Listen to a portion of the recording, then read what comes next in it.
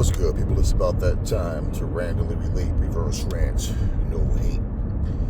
So, I was watching this podcast, just not even purposely, but so the guy I guess he was the host of the show. He was reading some tweets that came from Amanda Serrano in regards to something to the effect of her saying Claressa Shields needs to come down to fight her or fight them at 140 or whatever and all this nonsense. And I started laughing. I noticed he only read Amanda Serrano's tweets, but at the same time, even in him doing so, he's clearly an Amanda Serrano fan, not someone that calls it down the middle. And I'm like, okay, so when he said what he said, I just kind of like, it's one of those, I just flipped and switched the video off, because at that point they started talking about something else.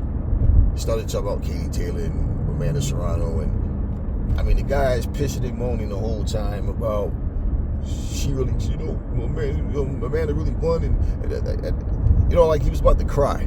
I'm just looking at the guy. Wow. Now my thing is, when you don't have any guests on your show that has any backbone, they just sit there and go along with whatever, because they're fans too. So what do you expect, right? But I'm like, this woman is a 5-weight division champion, a fucking 4-time undisputed, and a 17-time champion. She's not popular for fighting the same person 2 and 3 times. Do you understand? And she's accomplished what she's done without hype of a promotion or people trying to make you see things that's not actually there. Okay? Since when does anybody get to dictate? There's no one female fighter on this planet that can dictate what weight class Shields fights at. Okay? And at the end of the day, she's the A side. Now, you guys can be so hyped up about Amanda and Katie all you want, and, they all have their accomplishments. But the funny thing is, it's not Katie Taylor. It's Amanda Serrano and her fans that, people try to flip it. Oh, Shields is in her feelings and she's jealous. No, you're basically the ones that's in their feelings and jealous of the ones making these stupid ass claims. You don't hear Shields saying, I want to fight Amanda Serrano's little ass. I want to fight Katie Taylor's little ass. No, they're the ones, not Katie Taylor so much, like I said, but these little tiny ass women are always running their mouths one way or another, but they don't want to come to 154. What does Shields have to gain by going down to 140 fucking pounds? Because that's where they fight at. And Baumgartner 130. So when we're talking about somebody weight drain, like, do you want the best version of Shields in the ring, or do you want a drained Shields hoping that now I have a chance to win? This is all this is. And if your ass walk around 100, if Baumgartner walks around 150 something pounds, then I'm pretty sure so does Amanda Serrano. So does a Katie Taylor. Probably even more. You could fight at 154 as well. And the fact of the matter is, you didn't go up in weight as high as Shields went up in weight. Now, if this woman can fight at 175 pounds and then fight a woman fight night that comes in there much bigger than her and strong on top of that, you guys can't go to 154? If you're not willing to go to 154, shut up. One of my friends brought this up to my attention yesterday, just basically brought up this thing and the situation that happened. Now, it's a lot of things you don't even think about. You forget about it because it's not important to you. You just got, and then one day somebody reminds you, I remember, it was a time where I fought a guy. Anybody with 2 eyes can see I beat the shit out this dude. I beat the fuck out of this dude. And he had, it was kind of like the David Hayes situation. His Achilles tendon was torn or whatever, and it was a legit injury that happened to him. But before the injury, I was beating this motherfucker so bad that his coach literally stood up on the apron. I seen the motherfucker like he was getting ready to throw the towel in and shit. And when he was getting ready to throw the towel, his fighter collapsed, like he fell, like, and he was like, on the floor. But I was beating his ass, man, like badly. I was punishing him. It was like an Ali Ernie Terrell situation because I was talking to him because he was talking so much shit, and I was letting him know, man, you ain't shit to me. You ain't shit to me. You easy. Yeah, I'm beating the fuck out this dude. And how funny was it that in conversation, this motherfucker had the nerve to say, if it wasn't for his injury, he was about to turn up. Like, get the fuck out of here. The only people he can say that shit to and not get clowned is somebody that's friends or family with him that, just tell him whatever he wants to hear. Because,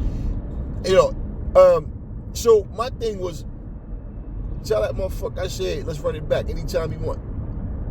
Anytime. It's funny how it never happened. Anytime. No, he didn't want to run it back. He know he was just running his mouth. Everybody's man. You get Aries beat the shit out of you, man. I thought your ass was about to die, and he beat the shit out of you, man. And you was all fucked up, man. Shit all, lumped up, and he fucked you up, man. And if it wasn't for that Achilles tendon shit, well, you still would have got knocked out. This all happened before the round. I don't remember what round it was, but the round where, and it was quick work. And the round that I remember, like, he made a funny, like, step and kind of, I heard, and I saw his face, and then he started, you see fighters do that a lot of times, they jump in rope, and something, they fuck something up in their leg and their heart. Like, it was one of those moments where, I could see he was fucked up. But the next round, he came out for the next round, and it happened, like, right before the round ended. Very next round, it's like, I was whooping his ass and had him on the ropes, and then, he was trying to move and he couldn't, and he dropped. And we were in the corner. I could see, like, we was against the ropes, not the corner, but I could see his guy get ready to throw the towel, and then, this is when the bell rung. And part of me was like, I should just punish him slowly, but then I'm like, nah, I'm gonna get him the fuck out of here. And he knows what happened. And this shit, I mean, come on, man. Like people love to say things in their own way.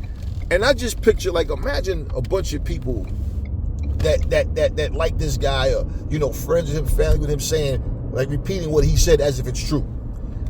I'm like, yeah, I tell you what, anytime, let's do it again. I have no problem punishing you again. But yeah, and once again, when they bump into me, it's always, you always want to, yeah, I know, right, yeah, but. This is what I feel, man, when I hear these people talking. It's like, Shields is not bringing up Amanda Serrano. She's not bringing up Katie Taylor. She's not bringing up Alicia Baumgartner. She's not bringing up Michaela Mayer. She's not bringing up Savannah Marshall. She's not talking about these people that's not in no weight class. She's not really talking about anybody. She just answers the question that people are asking her. And when they look at this woman's accomplishments, how the fuck do you try to shit on something that the fighters you talk about haven't even done? And regardless to that, she don't have a second place mentality. That's why Alicia Baumgartner has no choice but to be, a co-main event or mid-card. That's why she has no choice, because she don't have that kind of star power. She don't have that commanding presence. She don't have those accomplishments. So when you have somebody who basically, the biggest fight of her career, she won by the skin of her teeth, right? She won it, in my opinion, but bottom line, she won it by the skin of her teeth. And then you turn around and act like you've had the same career or actually a better career than Shields. And I'm like, damn, you don't even have Amanda Serrano's career. You don't have Katie Taylor's career. So you don't even have a dog in this fight to try to dictate anything. And the reality of all of this shit is, when I'm listening to these people talk, and this podcast, this dude had the nerve to actually say, Shields should fight Alicia Baumgartner, to prove that she deserves a shot at Amanda Serrano, man, I'm like, wow. At that point, I'm like, yeah, it's time to stop watching this motherfucker. How uneducated and biased these motherfuckers are. So Shields needs to come down to what fucking weight? 147 pounds? Where Baumgartner doesn't fight at? Amanda Serrano or Katie Taylor fights at? And she's supposed to go there to show she deserves a shot. What the fuck? Nobody cares. The only people that's talking that goofy shit are nothing but Amanda Serrano fans and Katie Taylor fans, but mostly Amanda Serrano. And it's coming out of what? Why are these things even being said? It's really simple. The people that's talking this nonsense really know that truthfully, these fights are never gonna happen. Unless these women are willing to go to 154. And if somebody digs in their pockets deep enough and say, hey man, we'll put up the huge money for a Shields versus Serrano, I'm telling you what's gonna happen. I always tell you guys, you never know what's gonna happen. You don't. But in my strong opinion, Shields will beat the shit out of Serrano. And the first fucking thing people going to try to, she rehydrated back up to X amount of weight, or Serrano's old. It's going to be an excuse. When you talk shit and you make claims, I'm this, I'm that, why can't the person that's just as accomplished and even more accomplished than you make those same claims? But then two, you're not willing to go to any weight class to fight this person. Let's just be real. If you're holding belts at 126 and you won't even defend those titles, and every time somebody asks you, now all of a sudden they asked her about fighting the chick that just beat Sky Nicholson. I think it'd be a great fight. She spent no time on it. It's like you're holding on to the belts just for namesake, for just to say, when they look at your resume, you hold belts in this division. That's what it feels like. You have no intentions on fighting anybody there. Now you get ready to fight Katie Taylor for a third time. If Katie goes in there and win this time as well, I don't give a fuck about all the particulars. Why? Because none of these people are fair. None of these people are non-biased. And pretty much, this will be a complete embarrassment to her. And her story will be, although I didn't get the decision, millions of people know I really won. Right, many people make that claim. There's times where I've seen these fights and I agree. But my whole thing is, if you can't do anything different than you did last time, what's supposed to happen in the rematch? Somehow the judges are just gonna go, okay, it is what it is, man. And like I've said out of my own mouth, I believe that to me, I thought Amanda Serrano won. I just feel like stylistically, her being busy is like Katie is used to moving, but Katie's used to moving when she dictates how she moves. You understand what I mean? And Serrano coming in with just pressure. And I feel like them now, Katie is more like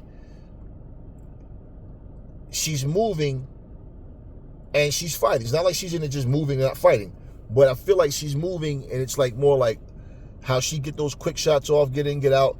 It's more like now, okay, I'm getting these shots off, but the get out part is a little more difficult now to get away.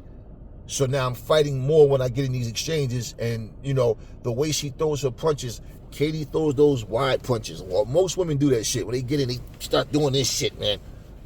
That's why I like the way Lauren Price fights, because Lauren Price, and actually I would rather see Lauren Price go to 154 and fight Shields, if that would be the case. But honestly, I'm not interested in a Serrano fight or Katie Taylor fight against Shields. For me, it's just more like I would like to just see her shut their mouths up. And Katie doesn't, like I said, she don't really be talking that shit. It'd be her damn idiot fans, and just like Serrano.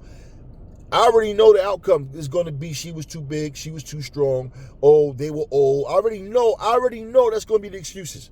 And I already know that none of them want to go to 154. And I believe out of any of them, the only two people that's probably willing to go to 154 would be a Lauren Price or Michaela Mayer. I don't see none of them other women talking that shit, willing to go to no 154. So they need to shut the fuck up. Just like, for example, when Terrence Crawford, she's never a double standard with people that got a lot of mouth. When Terrence Crawford fought against Spence and he beat him, Errol Spence said, "Oh, I definitely want the rematch, but hopefully at 154." And Terrence Crawford, now you're talking about somebody holding their word, right?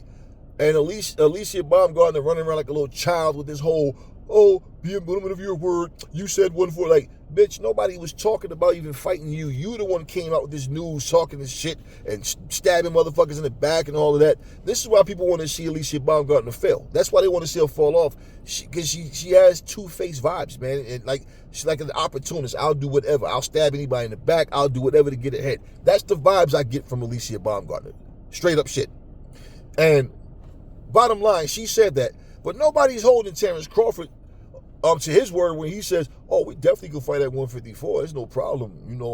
It's hard for me to make 147 too, so it's no problem. He can definitely do it. Then he turns around, him and his team says, it's 147 or no fight for the rematch. Okay. Now, is Terrence Crawford legally doing anything wrong? No. But in terms of him saying he'll fight at 154, did he say that? Yeah. Okay. At the end of the fucking day, it's okay for Crawford to not fight Spence at 154, but it's okay. And look, example, right? Example. The way he beat Spence, aside from it being a big money fight in a rematch, what's the purpose? Because this is the same guy that said there's no reason for him to want to fight Jermell Charlo because of his performance against Canelo. At the same time, he could have said, well, in all fairness, let's look at this. Charlo stepped up to 168 pounds. It's not the same thing. And at 154, it probably would have been a different outcome. Because hey, at this point, Canelo's no longer in his comfort zone at 168. See, it could have been a different fight. So me and Charlo fight at 154 would be a different fight. And remember, I'm the one coming up in weight. So that's a fight that could have been preserved. No, he had no interest at all. But he's interested in fighting the guy that he wiped the floor with. And at the same weight. Why? Okay, well, if it's hard for him to make 154, and it's no problem, they can do it, then why not fight him at 154? Okay, was he contracted to? No. So, again, is Shields contracted to fight anybody at 147 right now? No. So, all of this talk about 147, I know what that is. But it's like, I'm the only one that's honest enough to admit this shit. They want her weight drained. Because they know that's the best and pretty much the only chance they got of beating Shields. Is that she come in there, her ego makes her, cool, she going there at 147 and it's too much weight. Going up and down in weight now is not smart. That's why I said for Shields, fighting at heavyweight, if she's going to fight again, and I honestly think this is what Shields should do. If she's going to fight at heavyweight again, and let's say it's against Hannah Gabriels, then she stays there and fight against Fran Chan, at heavyweight. If her and Savannah Marshall does it again at heavyweight, I don't think she should drop down to 154 pounds just like that. Losing weight, man, is different from gaining weight into a fight. And one of the things to feel like, okay, but I fought at 154 pounds, that was a long time ago as well, right? Now, going back to 168,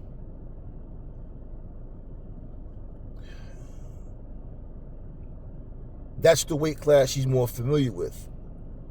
But training-wise, man, she should be in there training for the weight that she lose, see how she feels, sparring against like 4 different sparring partners for 12 rounds, make sure that she's right again. Because gaining that weight is like, it's not like Shields like super muscular or nothing like that. So going up and down, it's not like the Roy Jones situation from going from 175 to 200 pounds and then coming back down to 175 and had to lose all that damn muscle. I mean, it can affect people in a different way. But the reason I'm saying that is because when you lose weight like that, and she's 30 now, okay, when you lose weight like that, it can affect you differently. And that's all I'm saying. People know that shit. And imagine she's going to come from 175 now all the way down to 154 pounds. And, without knowing if her body can, how her body's going to, react to that and handle that. That's all I'm saying. And that's like no different. If these motherfuckers go up to what, like, see, let me put you like this. I can make many examples, but I'll give you a personal example. A friend of mine, he did the Chris Bird move. I'm going to come from light heavyweight and go fight a heavyweight. He beat all the heavyweights that he fought. But every fight was tough. At light heavyweight, he wasn't struggling like that. And it's not like these heavyweights were any better fighters than the light heavyweights. It's just that they were so, like, the size and strength factor was different. He had to be on his toes, like, every fight. He had to, like, fight for his life to win. When he went back to 175, he did it, bam, like cold turkey. And when he went back, the same thing happened to Roy, happened to him. And he built himself up. He was always a muscular guy, but, like, to build up, the bulk up that way. And then it was the same thing. Now that he's fighting at 175 pounds again, it's not the same fighter. It took his body time. He won, but he struggled. The second fight, he won, but he struggled. By the third fight, he was like, okay, his body, and then you got to take time off to let your body recover. See, this is what I'm saying about being anxious and jumping in to try to prove something. And it's, but it was a struggle for him. He got back in form, and then, the rest is history. He did what he did and whatever. But at the end of the day, man, it's just like you see it, though. And one thing about a fighter, even in training, when you see shit is not right, shit is not where you want it to be, they still go in the ring anyway. Evander Holyfield talked about, like, how he had the flu when he fought Bull in that third fight. And people were like, well, why you noticed that, whatever. And he said, man, I can't remember a fight I had where I went and said something wasn't wrong. And he said, like, when your adrenaline pumping and something happened and you not the same, you fight more fierce, like, you fight better.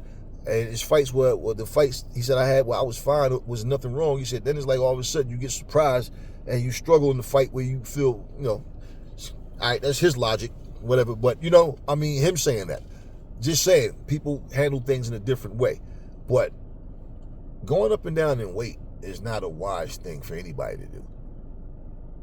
And that explains, too, to me, why Canelo, with this franchise favoritism title, was able to 168, 175. It's not like he's doing it 10 times or whatever. But bottom line, look at what he was doing.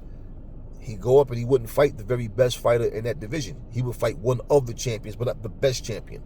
You understand what I'm saying? That's what he was doing. So, it's like I said, like when he beat Kovalev, everybody was saying this dude could beat heavyweights. He could beat, him versus Anthony Joshua, him versus Usyk. They were saying these things about Canelo. And then he goes to 175 again and gets beat by Bivol. And then all of a sudden, he's too small. Like, stop. He was Superman when he fought at 175 and won. But when he loses, it's because he's too small. And he was doing this on purpose. And trust me, Bivol was a cherry pick gone wrong. Because of the way the fight turned out, he can use that as an excuse to say, hey, people thought I was going to beat Bivol and look what happened, right? But yeah, so did you. Because you didn't think Bivol was up to your standards. That's why. And Bivol beat you with a basic style. So, when I look at that, man, I look at this right here.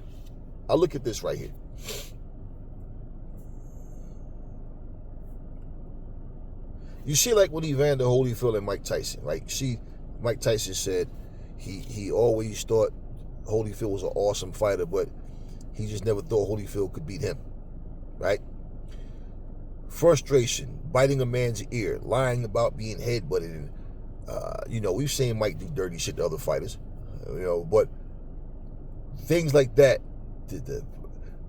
acting so angry towards Holyfield, talking about how Holyfield was talking shit about him, and Holyfield said, like, all of these things, man, like, it's like Holyfield said, I don't know, like, people, he talking about I said whatever, I didn't say anything about him, but we got to fight anyway, so that's all I'm focused on is the fight. Holyfield, it sounded like a grown man talking to a child. That's exactly what it sounded like. This dude is over here. You said this about me. You said that about me. You said it's like I told you guys in the Kayla Harrison versus Pena video. Same thing. I saw Rashad Evans and Rampage act the same way towards John Jones. Why? Here comes a different fighter, and I don't think I can beat him straight up. I got to get in his head and use any little intangible that I can to try to, get this guy off his game plan. Like, it was one of those things, and we see the outcome. And now when you hear Mike Tyson say, I respected him, I admired him so much that I despised him because I admired him so much, I just wanted to kill him. Like, Mike didn't want anybody to be seen as his equal or better. And Mike's a bully. And when a bully can't bully you, they get frustrated. They do dumb shit. And that's what we saw happen with Mike Tyson. And it's no different, man. These fighters keep, but the only thing, the difference is they actually fought, okay? These fighters keep saying, I'm this, I'm that, or whatever. The fans of these fighters say this nonsense. I feel like, man, if you're not going to come to my division, shut up. I'm not even going to entertain you because you're not ready. When I picked Lauren Price to beat the chick she just beat, forget her goddamn name, but when I picked her to win, whether I wanted her to win or not wasn't the case. But I like Lauren Price as a fighter. And I did want to see her win, to be honest with you. I did want to see her win. And she won. And I feel like her style is more exciting and she's more engaging. I love the hand speed, the movement, the in and out, how she can dictate the pace, the ranges and everything. I love that about Lauren Price. And I'm like, you know what? Yeah. Natasha Jonas. I'm like, yeah, she'll beat Natasha Jonas. I don't see Natasha Jonas having anything to really be able to keep up with her and outbox her, outfight her, nothing. Natasha Jonas isn't better than her at anything. At anything. She doesn't know the athleticism, everything, the speed, the movement. She got pop behind her. She has power. I'm like, yeah, I really see this being an easy fight for her, but we'll see, because like I said, you never know what come fight night, but I feel like if she's on, both at best, this should be an easy fight. How did the fight play out? She schooled Natasha Jonas. It wasn't even close. Now, when I look at her and I look at Shields coming at 154, that's what I'm like, yeah, see, that's what I want to see. Now, on the other hand, let's look at this. If Amanda Serrano or Katie Taylor feels even confident that they can beat the Shields, then they shouldn't have a problem beating Lauren Price. And they should have no problem going to 147. It's only one weight class up. Yeah, why not? And to be honest with you, even though Michaela Mayer, in the States anyway, might have a little bit more recognition than Lauren Price does in the States, which doesn't matter to me, but I'm saying I don't think Katie Taylor or Amanda Serrano is interested in fighting Michaela Mayer. I just don't think that they see that as a really big fight. I don't know. I don't agree with that shit, though, if they do, but you can't tell me Amanda Serrano versus Lauren Price wouldn't be a more exciting fight. In fact, when I look at Michaela Mayer, man, I'm like, hey, that's somebody you should be trying to fight. You guys, in the same fucking division. But you look at, and this is why when I look at Michaela Mayer too, I'm saying everybody, these smaller women from 147 down, they keep, they feel like the money fights is with Taylor or Serrano. And if these women are not paying any attention to you, okay, well, if they want fights they feel is only going to be like the big money fights, you can't sit here and tell me at 140 pounds after each other, then who's next? And like I said, Amanda Serrano is showing no interest in fighting at 126. She's just happy to hold the belts, holding up the division. So who's next? And especially if Katie Taylor wins, well, for Serrano, you need a big fight. You understand what I mean? You want to, so who else? Do you want to get beat by Taylor, then go back to 126? Or do you want to go up? And if you go up, once again, why hold on to the titles at 126? Some people, now, when you say somebody get privileges and get favoritism, you tell me how the fuck is no different from Tyson Fury. Motherfucker never fought a mandatory in his fucking life, man. This motherfucker was holding that belt, never had a mandatory. Deontay Wilder, when he held it, he had the 2 weakest mandatories possible. Berman Stavern, who had done absolutely nothing, and fucking Dominic Brazil, who was washed at the time anyway. And that was his 2 mandatory, 2 easy fights. You tell me, and what did Dominic Brazil or Berman Stavern at that point in their careers do to even be mandatories? Nothing at all. Canelo, he'll be stripped if he don't get a belt up or this, that, whatever. Anything to not fight Bivol again. Anything to not fight Benavidez. And look at how long he was able to get away with this shit. How the fuck is Benavidez your mandatory for 3 years? And it's you know what the word mandatory means? We got to give mandatory a different definition due to boxing terms. And never was stripped at about 3 fucking years of mandatory. But never was pressured to fight Benavidez. So just saying, when you look at that, it's like, yeah, she's been holding on to those titles at 126 for the longest, and who's she fighting? Nobody. And the fight everybody wanted to see at that 126 would have been her and Sky Nicholson. Sky got defeated, and it's like, now you're going to fight, I forget the damn woman. They just beat Sky, but are you going to fight her now? Or are you guys too close, too big of friends to fight? Like, all of this nonsense. So, for me right now, I don't know what Sky Nicholson, if they're going to try to negotiate a rematch or whatever, I don't know. We'll see. I like Ramla Ali as a fighter. I don't even know the last time she fought. I haven't been, I'll check and see what Ramla Ali is up to. It's like boxing, female boxing is centered around the same fucking 5 or 6 fighters, man. And it's like, ever since, Ebony Bridges lost, her name is just completely wiped away. Nobody talks about her. I don't know, if Ebony Bridges is just washed up now or what. I don't know. Alicia Baumgartner is still not a headliner. The last fight she had with Terry Harper in that little goddamn garage, man, or whatever the hell they were in fighting, that little small ass buildings look like the size of a fucking Dunkin' Donuts or something. That building was, I'm like, what the hell are they fighting at, man? What is this shit? And she's an undercard fighter, but she's talking like she's, main event Alicia. Nah. So right now for me, I'm looking at, I don't know who's gonna do what, but I still like Ebony Bridges as a fighter. She just, she lost. That's all. But I'm looking at, of course, Claressa. See what she does next. I think Claressa is going to keep it like the fight she said she want at heavyweight. Those should be the fights that she take. She win those fights, just be careful with the weight drop. That's all. And then, hey, take it from there. In the meantime, there's no reason for Michaela Mayer to not want to fight against, Lauren Price and vice versa. And there's no reason that these smaller women, shouldn't want to move up to fight them. Alicia Baumgartner included.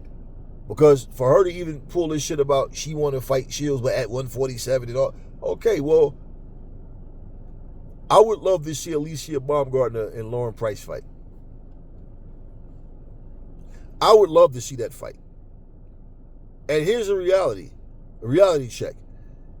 If you won't go up and fight Lauren Price, if you don't see the value in Lauren Price, if you don't see the skill set in Lauren Price, there's no way in fuck that you even think you could beat Claressa Shields. There's no way you think you can beat Claressa Shields. And we already know you used the name for clout. You had no intentions on fighting her. But there's no way. Because I'm going to tell you what I believe. I believe Lauren Price will beat the shit out of Alicia Baumgartner. I truly believe she'll beat the shit out of her. And I'm going to tell you exactly, when I look at their style, how I see that fight playing out, if it was to happen. Baumgartner seemed to think that she has like devastating punching power. But she don't let her hands go enough for that power to mean anything. When she lets her hands go, bow, her energy's gone. she has to recoup. Lauren Price, that style, that speed, the movement, Baumgartner is not faster than Lauren Price, even though Lauren's a bigger fighter. She's not faster than her. She don't punch harder than her. And in fact, the way that Alicia Baumgartner fights, if she's humble and disciplined, she make Price come to her. But at the same time, Alicia Baumgartner hasn't showed that she's good backing up. She's not good on the back foot. She'll use movement to separate herself and then restart. But she hasn't shown that she can fight on the back foot. She's too small to back Price up. And basically, Price is used to going forward, backwards, whatever. Price is going to be Price. She knows how to control distance and range. I don't think Alicia Baumgartner can beat Lauren Price. I think Lauren Price would beat the shit out of Alicia Baumgartner. I think Lauren Price would beat the shit out of Amanda Serrano. And I believe that she'd also beat the shit out of Katie Taylor. And I believe Lauren Price would also fuck up Michaela Mayer. The possibility of all those fights happening, though, is more likely slim than none. And what Jake Paul is going to try to do with Alicia Baumgartner is handpick the right opponents for her and try to, kind of take a page out of his book somewhat, because she will be fighting real fighters, not retired MMA guys and old washed up boxers and all that. But move her, talk some shit, let her run her mouth, talk her shit. But what he better hope is that she don't get her ass whooped in the process. But if she's fighting bullshit opponents and she's calling out top level names, she's going to taint herself. And just what I'm saying is what people are going to realize and say, man, her being with this MVP shit or whatever the fuck they call them, their company, all people are focused on is big money. But the quality of opponents, that's what's lacking. And this is what we want to see. The best fight the best. I believe in Lauren Price's skill set, man. And if you're not willing to go up and fight the best in the division, but you're trying to make it seem like you want to fight a woman that's not even in that division and trying to demand that she comes down or no fight like she needs you and she don't.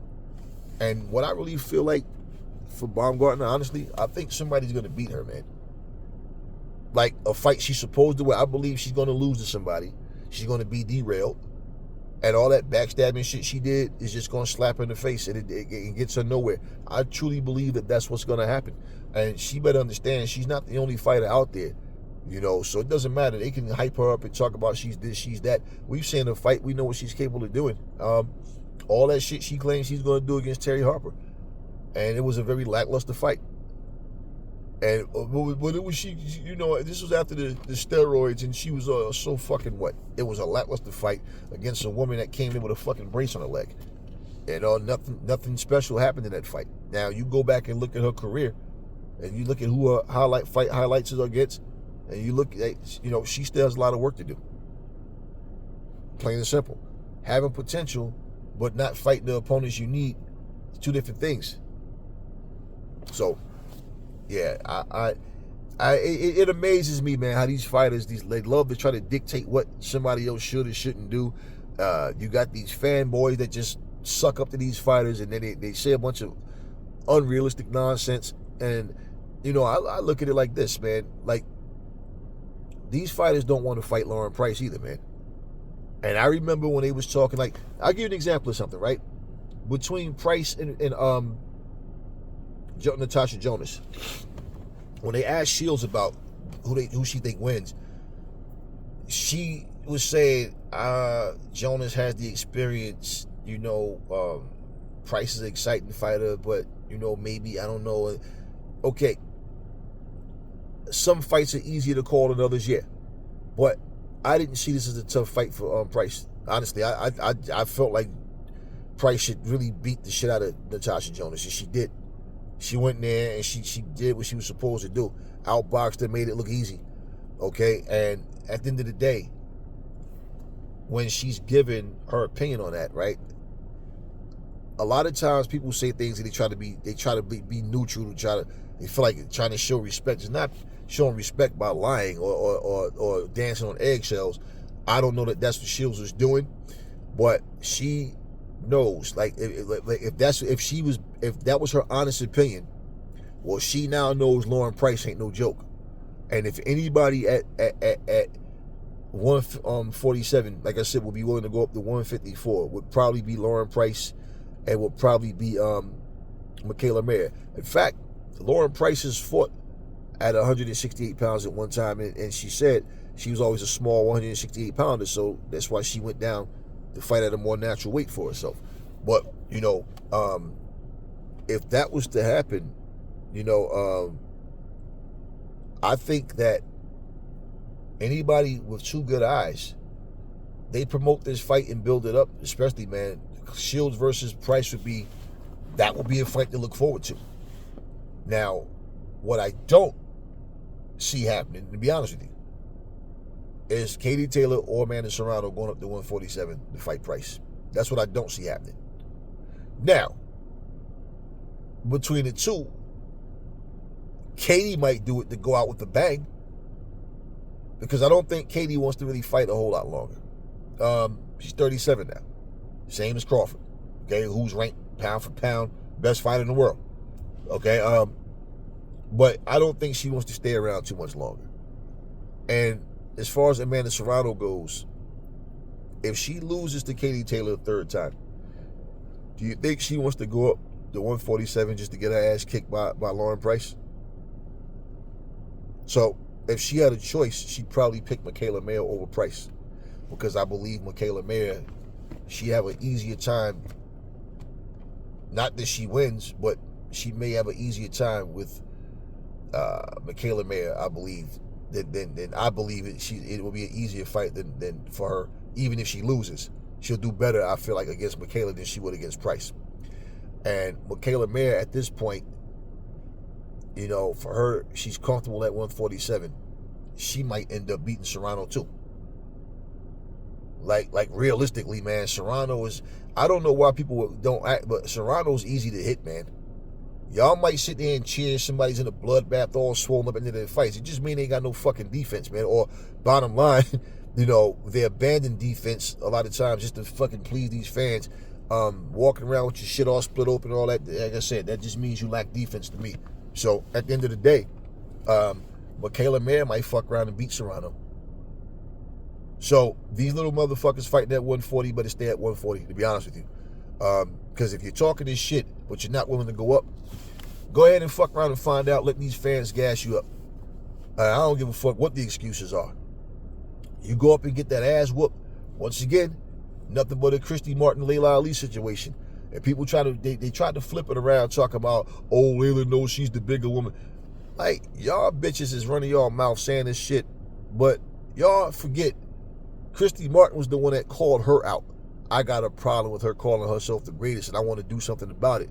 I give her more credit than I give Serrano or anybody else, or Baumgartner talking shit but won't go up, because I don't give a fuck about people making excuses about, oh, but Layla was the bigger woman. Yeah, but Christy had the bigger mouth. But at least she had the heart to go up there and fight. It wasn't no catch weight, nothing. She went up there and she got her ass whooped. Simple. That's what Baumgartner don't want to happen to her. That's what Serrano don't want to happen. I don't think Serrano want to fight Shields at no weight, period. But the bullshit about 147 and hey, come on, man, stop. Nobody's gonna ask Inoue, to go up to 147 to fight Crawford. Oh, that's too much weight, man. He's too small. That's exactly what everybody would say. So why is it any different for these ladies? Truth be told, man, hatred gets you nowhere. Even when you think it does, because you're too ignorant to understand that, when you spit, the wind can blow. And you know where that spit gonna go, right?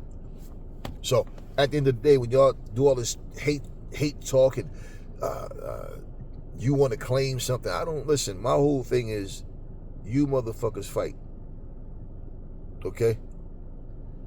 When you motherfuckers fight, that's how we know who the better fighter is.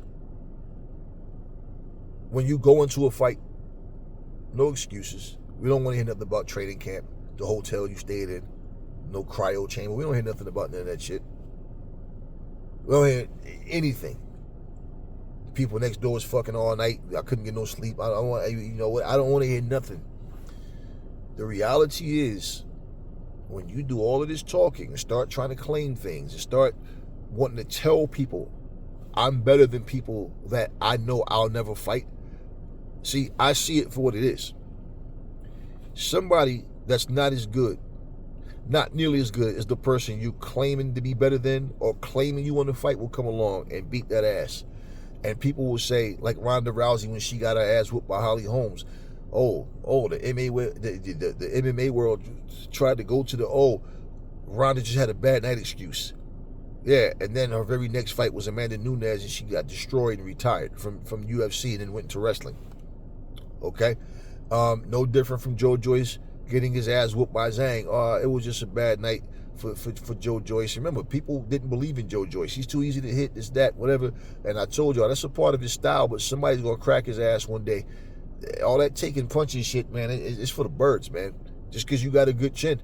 I got a great chin. I'm going to stand and just let you hit me because, no, he's too damn slow. And he learned when I'm, taking these punches and moving, these guys are getting exhausted. I'm not going anywhere. And I just come with this pressure, constant pressure. So even when I am getting hit, a lot of times I'm not getting hit with full force of a punch, and I'm fighting guys that's not good on the back foot. Seeing all that shit going on. And like, okay, cool. So you analyze these things, it helps you to be more accurate with how you see fights going, because a lot of times people just see punches land, not realize dudes are not catching them flush, though. They're not good fighting backwards, and he's pressuring these guys, and he's one-dimensional. That's all he knows. That's why he's the juggernaut, okay? Juggernaut doesn't mean unbeatable. But at the same time, they thought he had a bad night, and all of a sudden, yeah, they were believing in Joe Joyce, right? And what happens in the rematch, they thought he was going to get the job done, and Zhang went there and fucked him up worse in the rematch. So, yeah, I mean, these guys, fighters talk all this shit that I'm better than you. You've never fought a guy like me. I'm this, I'm that. I accomplished right. And then they go get their ass whooped. Then what? Oh, but she dared to be great. I can already hear the excuses already. So, anyways, I just wanted to, these podcasters, man, these biased ass people, like, anything that you do, if you got a family, you got kids, you got people you love and care about, just imagine if your sons and daughters, your wife, whoever, you yourself have to deal with people that's just like you, biased. What if somebody don't? What if your kid is the best basketball player on the team, but he has the wrong skin color? All right, so they put somebody over him. What if you have a racist ass coach that's running these teams? What if you have a biased coach that, well, that's my nephew, or hey, that's my neighbor's son, and we're good friends? What if people just use bias? I'm biased because this kid's my nationality, that kid isn't. How would you feel for someone behaving just like you? And this is what I don't give a fuck what people say. I know what I see and what I hear. Remember Amanda Serrano said, I didn't say I got robbed. I'm just saying that, everybody saw that I won, or some shit like that. She started laughing because she contradicted herself with her own comment. And it's like, if you didn't feel you got robbed, then shut the fuck up. Because you keep saying millions of people saw. No, fuck that, what millions of people say. What do you feel? So if you didn't feel you got robbed, what is your argument? I won, but I didn't get robbed? What is your argument? Yeah, I don't give a fuck about crowd reaction anyway, man. I go by what I see. I don't give a fuck what the crowd response is, because for me, when I watch something, like I said, I watched the Jerron Boots Ennis fight, man, and people was talking about how Jerron ain't ready. He was getting tagged. He was struggling. What the fuck fight were y'all watching, man? What the? I guess, like I said, these imaginary fighters that people have in their head, you're not supposed to get punched at all in the fight. However you guys, come with this dumb shit is beyond me. But I'll tell you what. As I said, This is a process of elimination to me, like this. If you keep saying shit about Shields, claiming to be better than Shields or more accomplished than Shields, or claiming you want to fight Shields, but you're trying to make the case that you'll fight her, but at 147, and then come with stipulations and all this bullshit, rehydration, all this shit that you're going to try to do, it's only to make her weight drain, just so you can hope that I might get lucky and win, and then I can say I beat Shields. That's all that shit is. If you're not willing to go to 154, all of you need to shut the fuck up. But two, now that Lauren Price is holding the belt, Lauren Price, smacked Natasha Jonas around and put herself on the map, to me, that's the motherfucker y'all should be gunning for. And 147, right? That's the weight y'all claim y'all can go to. That's the highest y'all can go. Okay, then y'all should be looking at Michaela Mayer and Natasha and Lauren Price. And for me, I think Lauren Price is better than Michaela Mayer. But that's what y'all should be looking at. A showdown between one of those two, because those are, to me, the two best at 147. So why would you not want to fight them? Now y'all want the lottery ticket, but you don't want it. Y'all just want to keep saying something about Shields' name and making quotes and saying things because you know that you're trying to get a reaction. And the more your name is mentioned with Shields' name, guess what? We know Netflix is the biggest streaming service out there. The fact that they have this streaming service where boxing is affiliated with them and all that, we understand how things work. People want to be a part of something they feel is big. I don't give a fuck about numbers. I don't care about viewership. I don't care about that. It has nothing to do with your ability in the ring. So let's just say, for example, if your fight happens to get more attention and more views than the Claressa Shields fight, great. It has nothing to do with who will win in the ring. Like I said, Terrence Crawford was being accused of not being able to sell a fucking family dinner, but at the same time, did it mean that those guys that were bigger names than him could beat him in a fight? Yeah, not necessarily, right? So you see what I don't care about numbers. And that's part of why boxing is so fucked up, because you so-called boxing fans are nothing but fucking casuals, and all you care about is who fight sold the most or who did this or who that. Now, when we talk about negotiation, who's the A side and all this kind of shit, stuff like that, well, let's put an all-female boxing event together. And when you talk about A side, B side shit, here's the deal. If you're going to try to overprice yourselves by, well, I made this and I made that, and okay, but here's the deal, especially when you go to a division you never fought in, and you're trying to get someone to come down in weight or come up in weight to fight you at your comfortability, you got to ask yourself, are you daring to be great or just, preparing to be more rich? Because to be honest with you, the money's going to be there regardless, but you guys, I guess in Amanda Serrano's name, she feel like, well, I got Katie Taylor, we're going to have a rubber match, and she feels like, she's in that position. But she gets her ass whooped. Then what? She don't want no parts of Shields now. Katie Taylor don't want no parts of Shields. Serrano has a big mouth, and her fans have bigger mouths and even smaller brains. Because if you really think Amanda Serrano can beat Claressa Shields, you smoking some new improved dumb shit. You smoking something that you shouldn't be smoking. Like, for real. But anyways, I just look at things for what they are, man. And all of this talking, and I'm noticing none of them are calling Lauren Price's name out. See, the fights that's doable, nobody wants to talk about Lauren Price. They don't want that smoke with Lauren Price. But they know they don't want that smoke with Shields. And they know that they keep saying Shields' name, that's going to keep getting them, more attention. And that's all they're doing. Every video you see is going to be Amanda Serrano says blah blah blah. Amanda Serrano says this and that. Katie, but no matter what they say everything other than let's fight, and that's what they're going to continue to do until they get embarrassed by somebody. And like I said, there's a reason why nobody's calling Lauren Price's name. And Natasha Jonas, as confident as she spoke and all the shit she said. Remember, I said she sounds delusional up there, man. I don't give a fuck about the past. Let's look at right now and what you're talking about. Lauren Price is no joke. And she went in there and made it look easy. Now compare Michaela Mayer's fight to Natasha Jonas' fight. Michaela wasn't as dominant, but I thought that she won. I thought that she won, but it wasn't even close between Natasha Jonas and Lauren Price. So it wasn't even close, and she made it look so easy. And my thing with all of it is, I'm not knocking Natasha Jonas. She went in there and did what she was supposed to. The best fight the best. But my point, what I'm saying is, for anybody, not just Shields, but anybody that even thought this would be a good fight, like this would be a close back and forth, boy, were you wrong. So now you got to look and realize Lauren Price is much better than y'all thought she was. Fighters know this, and they try to avoid.